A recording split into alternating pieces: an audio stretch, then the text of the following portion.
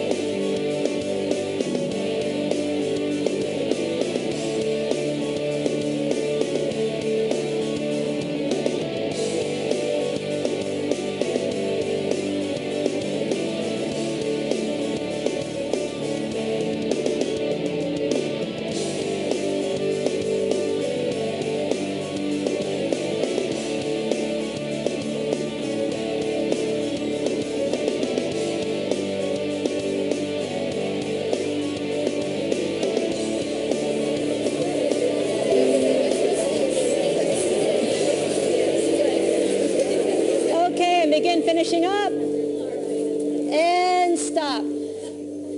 All right, based on expenses, which teams chose property number 1? Ooh, interesting, interesting. Which teams chose property number 2? Wow, okay. Electricity. What might that indicate?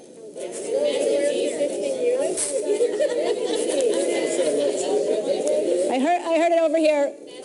It's called master metered. What master metered, you have to check it out, but what master metered means is who pays all the electricity? The owner or the landlord. The owner or the landlord pays all the electricity. The tenants do not pay the electricity. Okay? Now, how might that be an opportunity? How would you change it? Make them pay for it. You can do that. You can actually divide it up so the tenants pay. There are companies. You don't actually even have to put meters on every unit. There are companies that will come and divide it up for you. Now, you got to find out if that's doable. Maybe in that neighborhood that won't fly, but maybe it will. So master meter property could be a big opportunity. Okay? You got to weigh it out. How many people think the manager in property number 1 is making way too much money?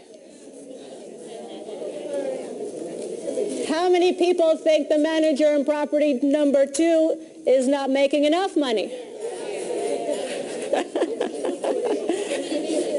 Okay. Property number 2 has a high vacancy rate, not great tenants. Maybe you're getting what you paid for.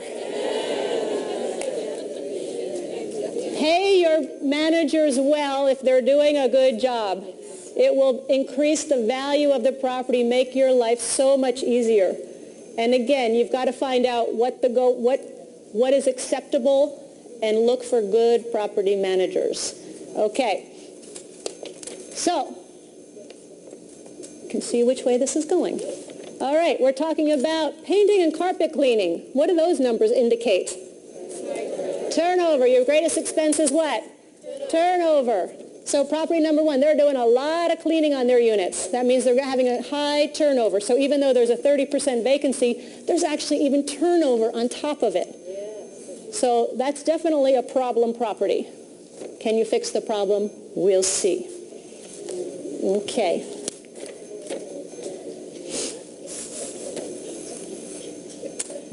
Okay, so again, Are you starting to see how the numbers start to tell a story?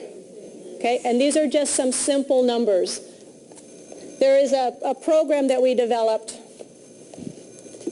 called 6 Steps to Becoming a Successful Real Estate Investor. If anybody's interested, we go a lot more into the in-depth analysis on how to analyze a property, due diligence checklists, everything that you need to look at when deciding whether to purchase a property or not. There's actually a spreadsheet that you can plug in your numbers to and figure out your cash flow, your return on investment, all of that.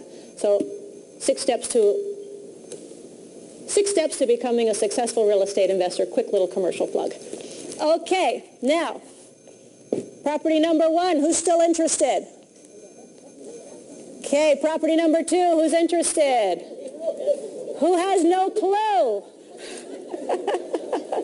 All right, hang in there. We're going to go now to the debt section, the financing section. So I'm going to give you about a minute to look it over and decide, do I want to go after property number 1 or property number 2? If you would put up that slide. Ready, go.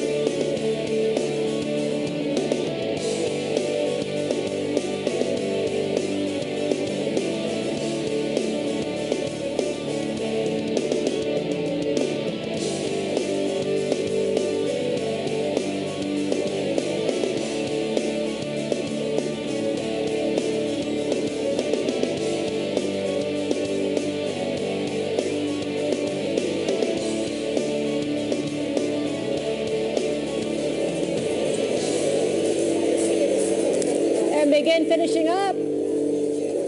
And stop. Which team has that winning feeling? All right. All right. You got that winning feeling if you're watching on video? I hope so. All right. Property number 1. Who says yes? Okay, you're liking it. Property number 2. Who wants that? Woo-hoo-hoo. Got a lot of property number 2. Who still has no idea? Okay, property number 2, new financing, 20% down payment, loan of 5.5% interest, pretty straightforward, pretty nice financing, right? Okay.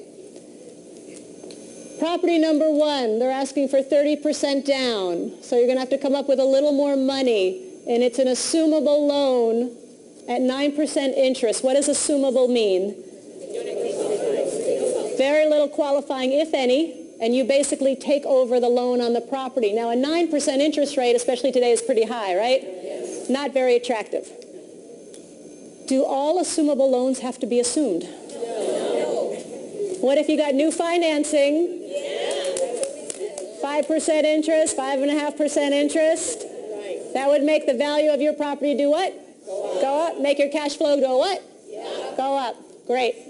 So, again, you've got to look at it. There's sometimes penalties. I'll tell you a quick story. Sometimes if you have an assumable loan, the seller will be penalized if they have to pay off that loan early.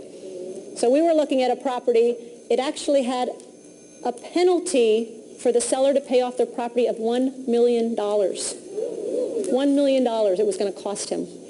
And so we're like, well, so everybody walked away from the deal. They all walked away from it. And what happened is we went in and we got our loan that we needed, at 6%. And then we looked at this other loan and we're like, I'll tell you what, we'll take it over. You loan us some money. We won't pay it off, but you loan us at 0% interest.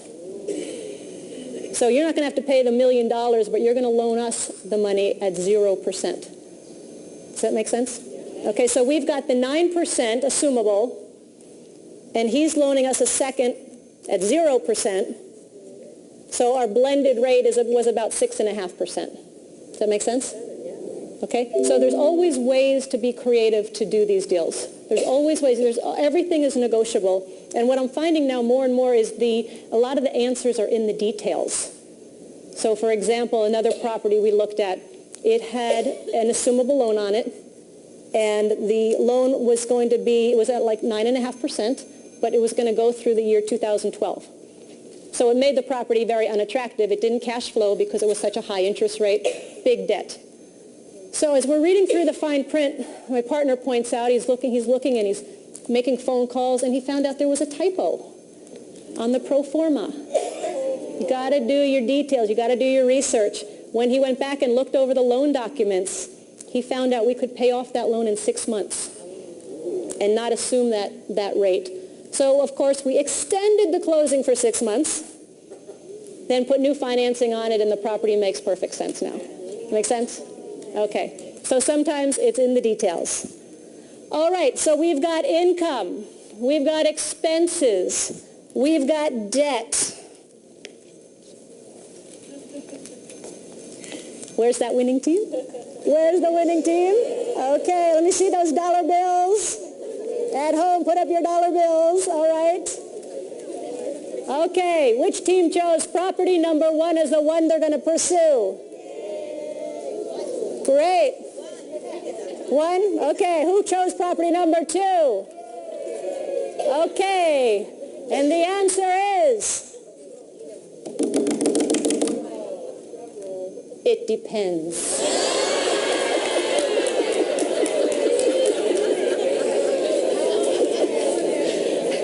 It depends. All of the questions that come up, the next step then is you've got to do your homework. You've got to find out, separate the fact from the fiction. Can you fix the problems? Does it make sense? It's all part of the numbers tell the story. Okay, so you can all keep your dollar bills. You guys played well. There is no correct answer. There's no right answer when it comes to real estate investing. What works for one person may not work for another person. But you've got to find the properties that are going to work for you, that you can fix, that you can make the best return on your money from, and that eventually, through investing, you become financially free. And then you do whatever it is in your heart, whatever your dreams are, whatever it is you truly want to do with your life. That's what this is about. So thank you very much, and I wish you investing success beyond your wildest dreams. Thank you. So I trust you now understand a little bit more on how to find a good deal versus a bad deal. But before we go, I just have 2 more points I'd like to make. First of all, I really recommend our premier product called the Cash Flow Board Game. And the reason being is this is how Robert and I truly got out of the rat race and became financially independent. And on this board game, you will actually be analyzing deals. You'll quickly be making financial decisions around real estate, such as here you have a property that's giving you cash flow, and all of a sudden you get this great price for it. Should I sell it, take the capital gains, or do I hold on to it and keep the cash flow? So it's actually very real life. And what we found is people that write to us and give us their success stories, people that are out there actively investing, building their portfolios, becoming financially free, 80 to 90% of them are playing the cash flow game on a regular basis.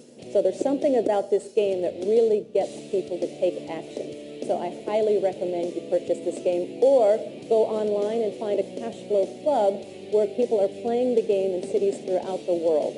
And the second point I want to make is just, again, to highlight why I love real estate over, for example, stocks, bonds, mutual funds. And it's very simple. If you remember from Rich Dad, Poor Dad and so many of the Rich Dad products, we talk about the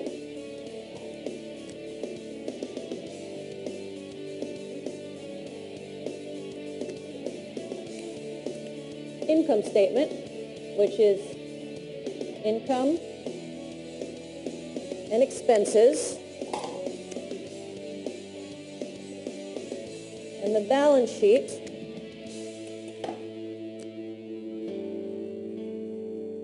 which is assets and liabilities. Now, the beauty with real estate is there are so many ways to make money, and you can make money in every one of these quadrants. So in stocks, you might get appreciation. You buy low, you sell high. In some stocks, you might even get a little bit of a dividend or cash flow.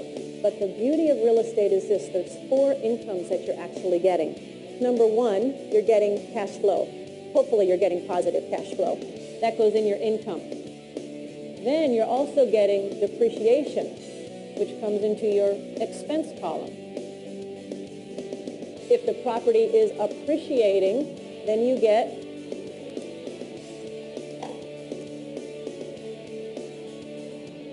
appreciation, and you have a loan that you're paying off over time, so you also get the beauty of amortization. So you get cash flow, you get depreciation, you get appreciation and amortization. And that's one of the real true reasons why I love real estate. So those are my 2 extra points. Thank you so much for watching. I trust you got great value from this program. And until next time, I wish you investing success beyond your wildest dreams. Thank you.